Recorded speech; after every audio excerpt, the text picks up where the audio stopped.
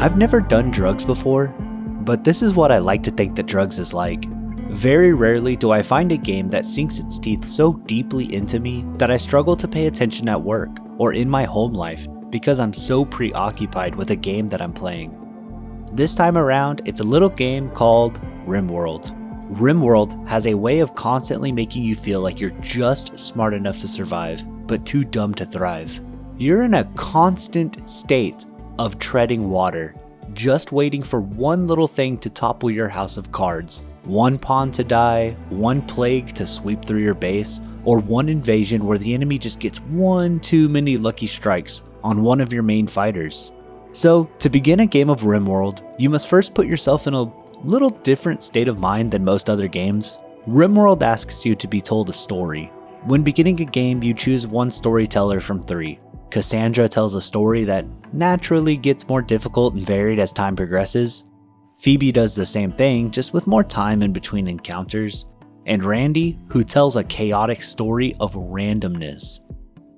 After beginning your scenario, the game wants you to work with these storytellers in a cooperative manner to watch the fate of your colonists unfold. In theory, it's nice. I played mostly with Cassandra and played on medium difficulty, and while I could see the glimpses of what would be an interesting role-playing mechanic, I never really found myself caring any deeper than the broad strokes of my colony, meaning any war they dealt with, plagues, toxic storms, or wild animal invasions, things like that. Not so much the pawn-to-pawn relationships or anything on really a micro level. For example, one time I had my colony get raided, and instead of attacking my people individually, the raiders instead set fire to all of my crops. After clearing out the invaders, there was very little crops left, and my only hunter was injured to the point of being bedridden. Then a cycle of starvation occurred where the colonists remaining could barely hunt for food while waiting for the next cycle of crops to grow, abandoning all other duties just to get the day's meal. I was sure starvation was going to be the end of this colony until I was invaded again, but this time by a pack of man-hunting rabbits. I thought the end was near, but at the same time, my warrior managed to be able to walk again. And despite all her other needs, I parked her outside with a rifle to take out the rabbits. Unfortunately, she contracted an infection and died, but her sacrifice gave my colonists just enough meat to survive till the new crops grew and could be harvested. This gave them the breathing room enough to allow another colonist to train with hunting and taming. The old warrior was put in a sarcophagus, and the now comfortable colonists often visit her tomb to pay their respects to her.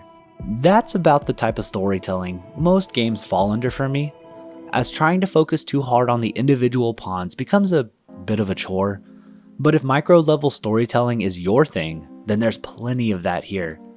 For example, I had a Xeno named Bryn crash land in my colony, and after tending him back to health, fell in love with my gunslinger named Lotta.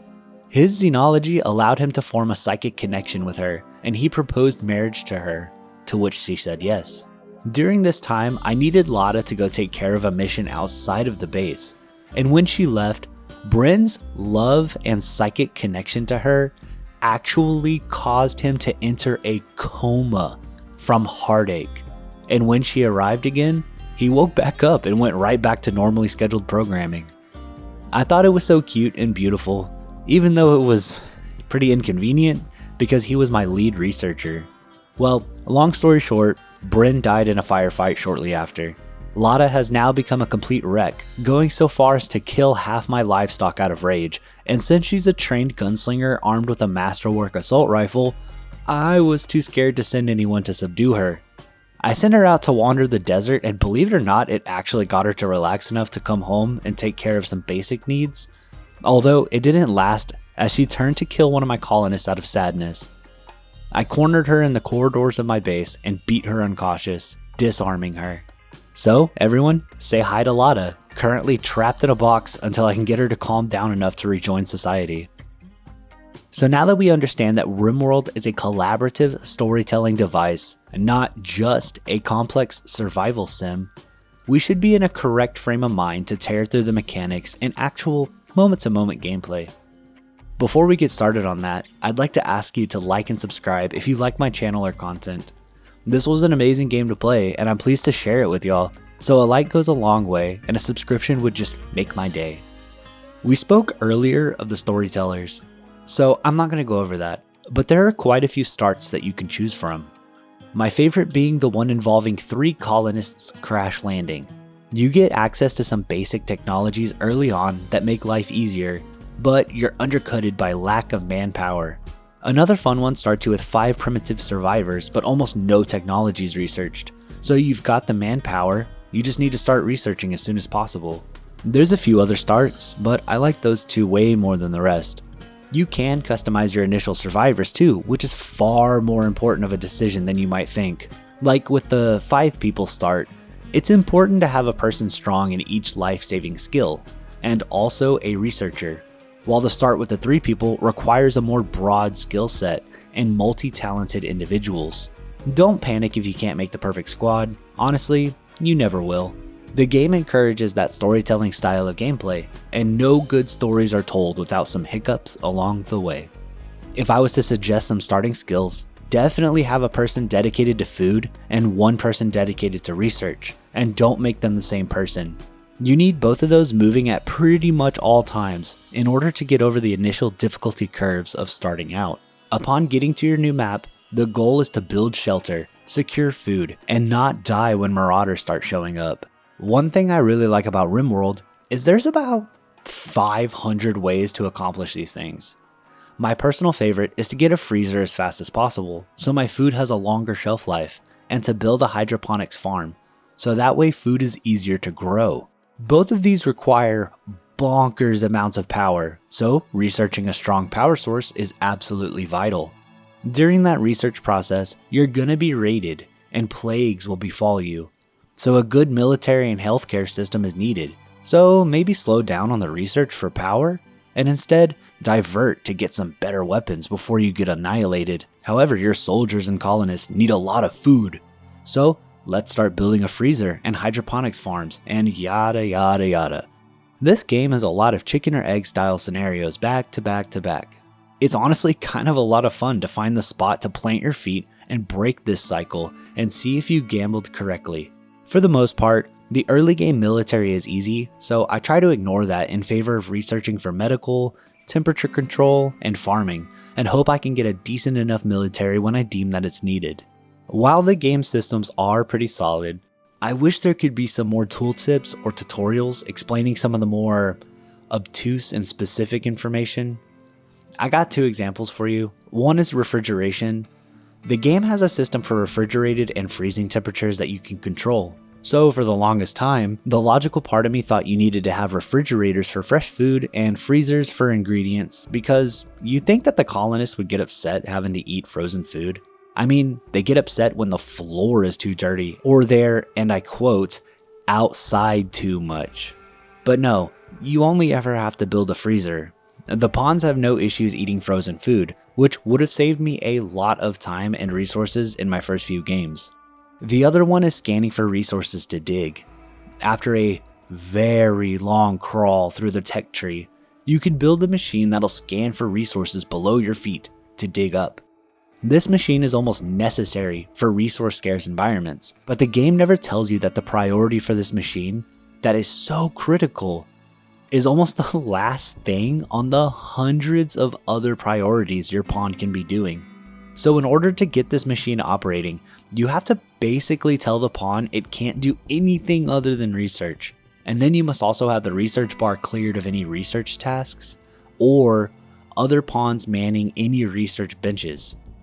It's not the end of the world, but none of that is really explained, and this scanning tool requires a significant amount of opportunity costs. So the game isn't perfect by any means. I whined about it in my Dwarf Fortress video, that I don't like playing games with a guide pulled up next to me. And while Rimworld does a way better job than Dwarf Fortress at tutorials and education, you will often find the need to pull up Reddit or Google to figure out some basic knowledge. I guess what I'm saying is that I don't like when developers outsource the tutorials for the games, but from my understanding this game was made by just a few people, so whatever, what can you do? If I had to really complain about something though, it would be the pawn's behavior. I'm not gonna lie, I'm not a good player, I don't claim to be, but these pawns are their own worst enemies sometimes. You can't directly control the pawns, which is a game design decision, sure. I mean, you can, to a very limited degree, but nothing substantial. You'd be surprised how often something happens like a pawn is whining that he doesn't have a bed when the ingredients to build it are maybe 30 yards away from him. And then when he gets so frustrated or upset that he starts insulting people, which leads to a brawl and him being put in the hospital. Now you're down a whole worker just because the if-then statements in his logic didn't lead him to build a bed fast enough. That's not a severe example, but the more serious ones involve hunting animals and harvesting food. The pawns easily get confused or lost somewhere between the steps of planting the food or killing the animal to having a cooked meal in front of them. I find it to be crucial to have one person whose whole job is just planting and harvesting crops, and another person do the cooking and hauling. I've watched pawns have starvation problems when there are literal berry bushes or full-grown corn near them because they want to cut trees down instead or something. Thankfully, in that example, you can kind of force them to stop what they're doing to harvest the food, but if you've got 10 people, you have to be able to trust the automation to do its job. Thankfully, you learn the quirks of the automation after a couple failed colonies, so it'll eventually become easier and easier to manage. But even as I write this, I have a colonist trying to build a couple rifles, and you'd be blown away by how much is involved in making them just do what you want. To be completely fair to this entire setup, the creator of the game just wants you to have stories told to you. So if you have an open mind and don't take it too seriously when stuff goes wrong, it's still a fun time.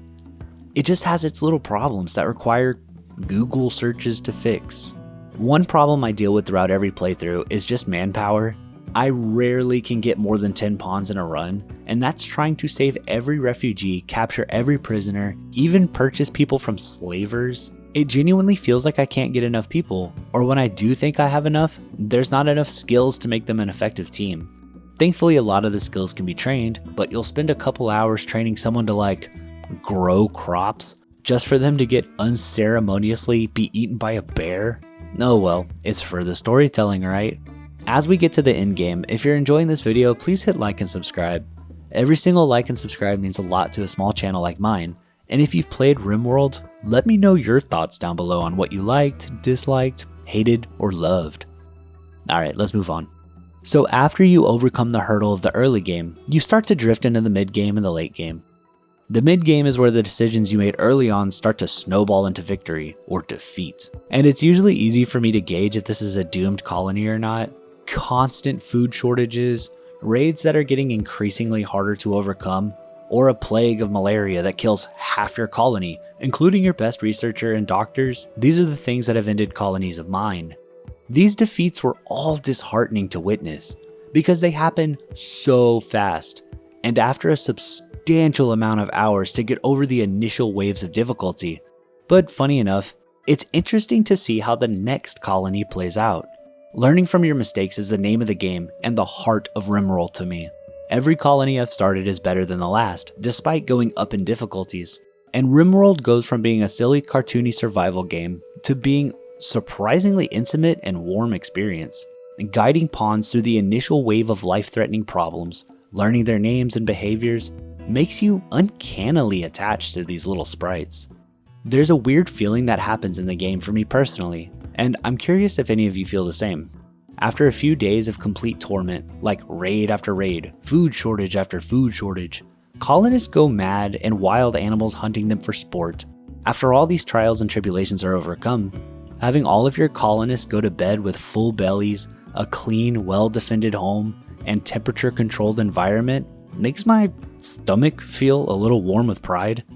I don't know, I'm sure it's a little gay, but there's something so satisfying about setting your pawns up for success through the most unfair odds, constantly defying death, and then watching them all go to sleep or hang out, or marry each other and throw parties. I'm sure the endgame is wonderful and has its own challenges and shortcomings, but I've yet to get there. Either plague or famine, or a raid, or just simply wanting to start a fresh game makes me abandon a colony around the 2 to 4 year mark. And you know what's funny? The game is totally still fun by playing like that. The game has no problem providing enough content for 5 or 10 hour run of a map and then abandoning it and moving on to the next one. And maybe that's my favorite way to play. I'm not much of a mod enjoyer, never been in my personal taste to mod a game, but I've heard this is one of the most moddable games out there, pretty much making Rimworld a genuinely endless game if you choose to employ the creations of modders. Let me know if you have any experience modding this one, and give me any necessary recommendations. This game is a masterpiece. I know I say that about pretty much every game I review, except for recently, but in this game, it's true. You can have 100 people play this game with the same settings and have 100 different unique playthroughs, and every playthrough is just as valid and fun as the next. This game has no problem giving you a peaceful game if you wish, or a ruthless, chaotic mess. If you're on the fence about buying it, I will tell you it's worth a full price purchase, but it's only 30 bucks.